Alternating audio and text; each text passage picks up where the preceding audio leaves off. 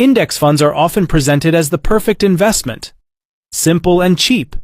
You buy the market, you hold it, and over time everything works out. For many people, that story has been true. But it's also incomplete. Index funds don't lose money because they're bad products. They lose money for very specific reasons that often get ignored in beginner explanations. And when those losses show up, they can surprise investors who were told that index funds always go up. This video isn't about scaring you out of index investing. And it's definitely not about telling you what to buy or sell. This is about understanding where losses actually come from, so you're not blindsided when they happen. Because if you don't understand how something can fail, you won't be prepared when it does. I told you, index funds can lose money, even when the companies inside them are actually performing well. The reason isn't poor business performance, it's valuation risk. Returns aren't just about earnings growth. They're about how much you paid for that growth. An index fund doesn't pick stocks based on whether they're cheap or expensive. It buys them based on their market weight. The bigger the company gets in terms of market value, the more of it the index fund has to buy. Think of it like this. Let's rewind to the dot-com bubble. In the late 1990s, tech companies with no profits were skyrocketing. As they got bigger, the S&P 500 index and every fund tracking it was forced to load up on more and more of these hyper-expensive stocks. Companies like Cisco, Intel, and Oracle traded at insane price-to-earnings ratios. The index became top-heavy with overvalued companies. When the bubble popped in 2000, the S&P 500 fell roughly 45%. If you were in an S&P 500 index fund, you rode that whole roller coaster down. You were a passive owner of a basket that had become bloated with overpriced assets. Fast forward to today. Ask yourself, what are the biggest companies in the S&P 500? Apple, Microsoft, Nvidia, Amazon, Meta. They're incredible companies, but their massive size means they make up a huge chunk of the index. You're not buying a slice of 500 equal companies. You're making a concentrated bet on the performance of a handful of tech giants. If their valuations are correct, the index and your fund will follow. This leads perfectly into our second risk, concentration risk. We just touched on it. The S&P 500 is not 500 companies diversifying your risk. It's increasingly becoming the S&P 7. Let's look at real numbers. As of this recording, the top 10 companies in the S&P 500 make up over 30% of the entire index's weight. If those 10 have a bad year, your index fund is having a bad year, no matter how well the other 490 do. Compare this to an equal weight S&P 500 fund, where every company gets a 0.2% slice. Historically, during periods when mega-cap stocks stall, the equal weight version can significantly outperform. But your classic market cap-weighted fund is structurally set up to be concentrated. So by buying a mainstream index fund, you might be getting a lot less diversification than you think. You're taking on a huge single-point risk, the risk that the current giants falter. All right. Let's talk about sector and geographic risk. An index fund is a mirror. It reflects the composition of the market it tracks. Say you buy a U.S. total stock market index fund. You might think, great, I own the entire U.S. economy. But what if the U.S. economy hits a prolonged slump?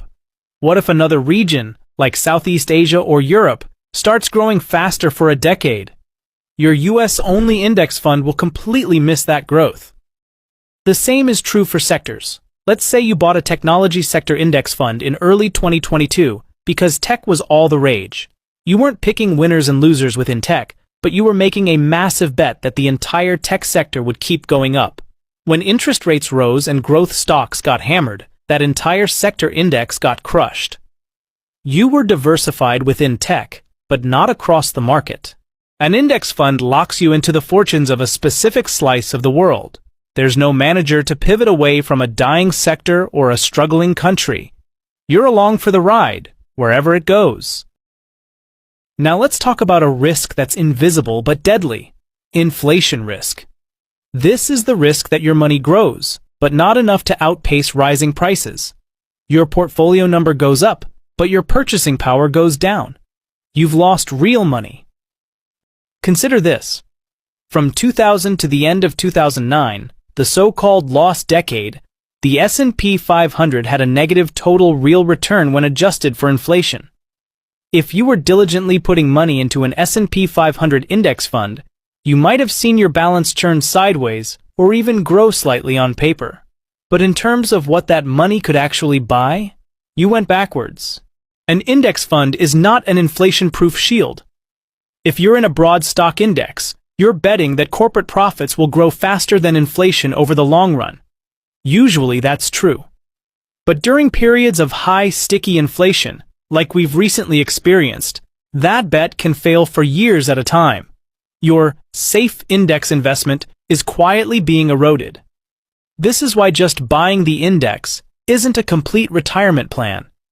You need to consider assets that traditionally hedge inflation, like certain types of real estate or commodities, which most stock index funds have little exposure to.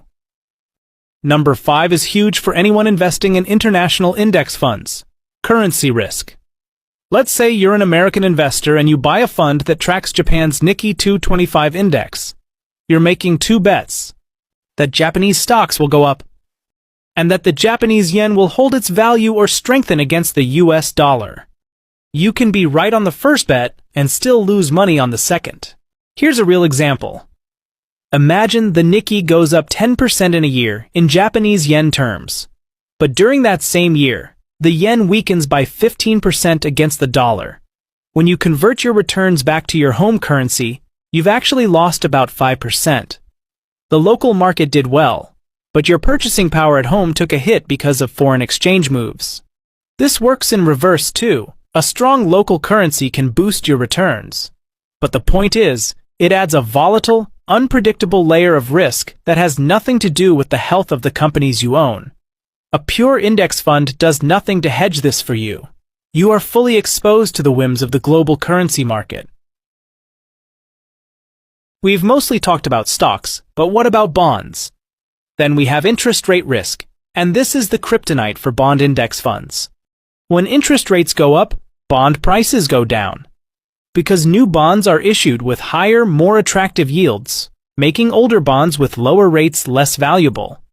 A bond index fund holds thousands of these bonds, and its net asset value will fall when rates rise. Here's the critical part. A bond index fund, unlike a bond you hold to maturity, never matures. It's constantly selling older bonds and buying new ones to maintain its target index. So, in a sustained rising rate environment, like the one we saw in 2022 and 2023, a broad bond market index fund can experience significant and persistent losses. In 2022, the classic AGG U.S. Aggregate Bond Index ETF fell over 13%. That was a shock to millions of investors who thought bond funds were the safe part of their portfolio. They weren't in a safe individual bond. They were in a fund that was forced to constantly mark its holdings to a falling market. With a bond index fund, you're signing up for immediate and direct exposure to interest rate movements, with no ability to just hold to maturity and wait it out. Finally, let's get into the nuts and bolts with tracking error and fund mechanics. This is the risk that your index fund doesn't perfectly do its one job: tracking the index. An index is a theoretical concept. A fund is a real product with real costs. There's always a tiny gap between the index's return and the fund's return, called tracking error. Usually it's small, a few fractions of a percent per year due to management fees and trading costs. But sometimes, things go wrong. First, we have the sampling error. Some funds, especially for big complex indexes, don't buy all 500 or 3,000 stocks. They buy a sample they hope performs the same. If their sampling is off, they underperform. Secondly, we have liquidity crunches. In a market panic, if the fund has to sell assets to meet investor redemptions, it might have to sell at fire sale prices, hurting the remaining investors. This is more common in niche or leveraged ETFs. And finally, closure risk. If an index fund doesn't attract enough assets, the provider might shut it down. You're not losing your investment, but you're forced to sell at a potentially bad time and realize a tax event, which is a headache and can lock in losses. So, let's wrap this up. Look, I'm not telling you to ditch index funds. I use them as the core of my own portfolio. What I am saying is that we need to stop treating them like a risk-free investment. They are brilliant, low-cost tools, but they are not intelligent. They have no judgment. They will blindly follow their index into a bubble, into overconcentration, into a declining sector, and through every currency swing and interest rate hike. Your job as the investor is to provide the intelligence that the fund lacks.